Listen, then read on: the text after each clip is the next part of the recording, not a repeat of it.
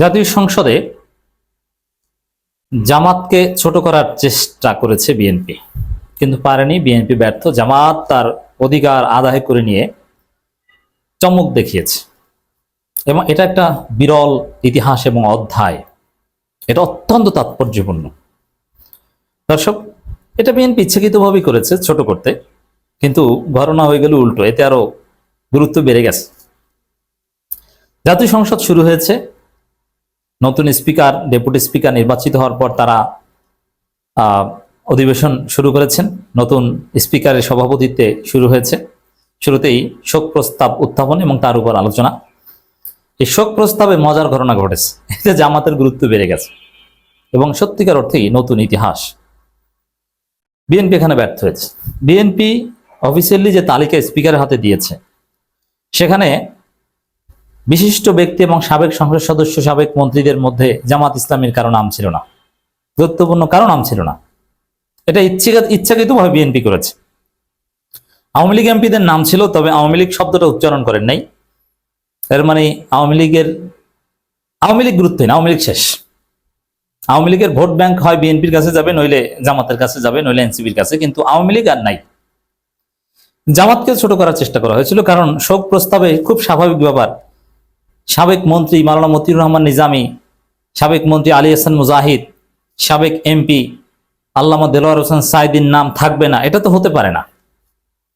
তাদের নাম একদম শুরুর দিকে থাকার কথা ছিল। সালাউদ্দিন কাদের চৌধুরীর নাম ছিল, তাও নতুন ভাবে চিঠি দিয়ে যোগ করা হয়েছে, কিন্তু জামাতের এদের নাম থাকবে না, এটা একদম অবিশ্বাস্য। যদিও জামাত প্রতিবাদ জানানোর আগেই এগুলো সব নাটক। চিফ হুইপ আল্লামা সাইদি, নিজামী, মুজাহিদ এদের কথা বলেছেন। চিফ হুইপ নিজেই প্রস্তাব করেছেন। আবার সংসদের বিরোধী দলীয় নেতা দাঁড়িয়ে ফ্লোর নিয়ে সেটা বিরোধী দলীয় উপনেতার মাধ্যমে প্রস্তাব করিয়েছেন। এমনকি দেখেন, এই 24-এ যারা শহীদ হয়েছে, আবু সাইদ শিবিরের তার নামটা নেওয়া হয়েছে, কিন্তু শান্তর নাম কিন্তু নেওয়া হয়নি। এগুলো সব আবার আব্রাফাত, এগুলো ওভারঅল শেষ পর্যন্ত জামাত শোক প্রস্তাবে ঢুকিয়ে দিয়েছে। মানে বিএনপি ছোট করতে চেয়েছিল, এড়িয়ে যেতে চেয়েছিল, কিন্তু যেহেতু জামাত আলাদা প্রস্তাব দিয়ে ঢুকিয়েছে, মাওলানা মতিউর রহমান নিজামী, আলী হাসান মুজাহিদ, তো এদের নাম বিএনপি বাদ দিতে যে দেখা গেল, সেই মাওলানা এ কে এম ইউসুফ, মাওলানা আব্দুস সোবহান, যারা এমপি ছিলেন না, কামরুজ্জামান, কাদের মোল্লা, মীর কাশেম আলী, তাদের নামও ঢুকানো হয়েছে। তো এতে তো গুরুত্ব বেড়ে গিয়েছে এবং আলাদাভাবে নিজামী, মুজাহিদ এদের নাম আলাদাভাবে ওখানে উচ্চারিত হয়েছে। জাস্ট স্পিকার রিডিং করেছেন তা না, আলাদা গুরুত্বের সাথে এগুলো কিন্তু সব রেকর্ড হয় এবং সংসদের রেকর্ড বইতে সব জমা থাকে। এর মানে বেশি আলোচিত হয়েছে। শেষ পর্যন্ত দেখা গেল যে জামাতকে ছোট করতে পারলো না, গুরুত্ব বেড়ে গেল। এবং জামাতের আরো অনেক বিশিষ্ট ব্যক্তিদের নাম, ব্যারিস্টার আব্দুর রাজ্জাকের নাম অবশ্য বিএনপি ঢুকিয়েছে, জামাতের আলাদা প্রস্তাব লাগে নাই। এবং ইন্টারেস্টিং এবং সবথেকে আকর্ষণীয় যে বিষয়, যেমন এই নিজামী, মুজাহিদ, কামরুজ্জামান, কাদের মোল্লা, এরা তো বিএনপির অনেকের ভাষায়, এমনকি এই স্পিকারের ভাষায়ও রাজাকার। এই স্পিকার তিনি কিন্তু রাজাকার বলেছেন, রাজাকার বলে গালি দিতেন, অমুক তমুক নানান কিছু বলেছেন। কিন্তু এগুলো যে পলিটিক্যাল রেটরিক, তার প্রমাণ হচ্ছে এটা।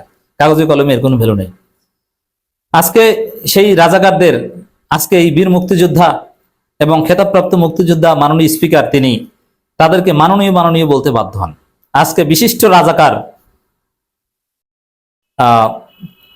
তাকে মাননীয় সংসদ সদস্য বলে অভিহিত করতে পারতেন এবং তিনি একদম সামনের সারিতে গর্বের সাথে মাথা উঁচু করে বসে থাকেন।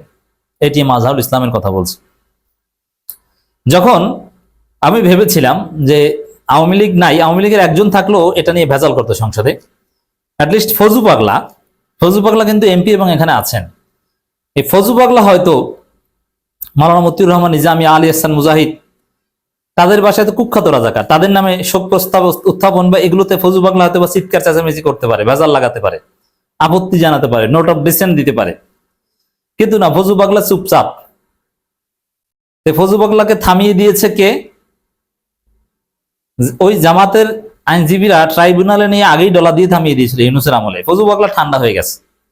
কই, ফজু পাগলা নাকি সংসদে এই করবে সেই করবে। রাজাকারদের নামে শোক প্রস্তাব উত্থাপন করা হয়েছে, সর্বোচ্চ সম্মানের সাথে রাজাকারদের নাম কয়েকজন এমপি বলেছে।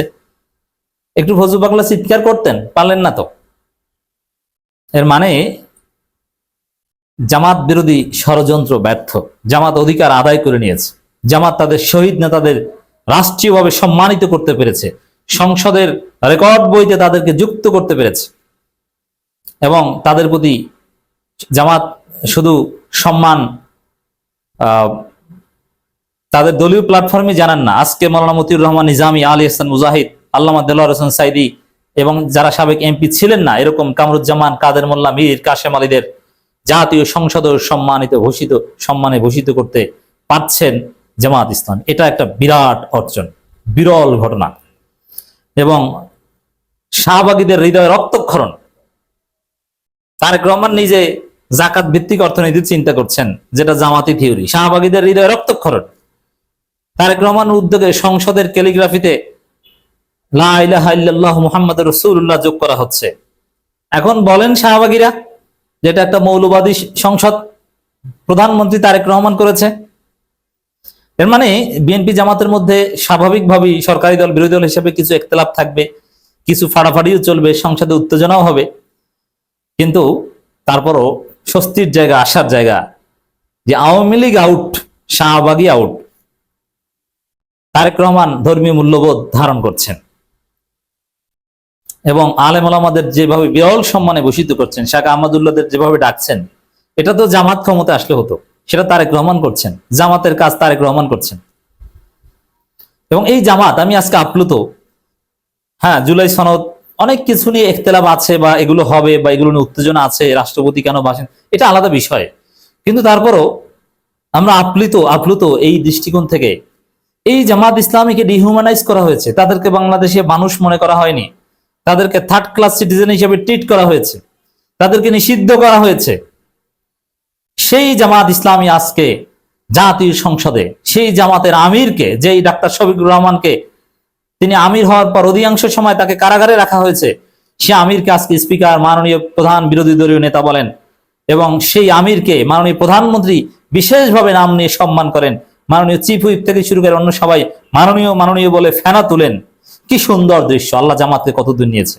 এই জামাতকে এইভাবে আল্লাহ ক্ষমতা দিবেন। আল্লাহ যাকে সম্মানিত করেন তাকে কেউ অসম্মানিত করতে পারে না।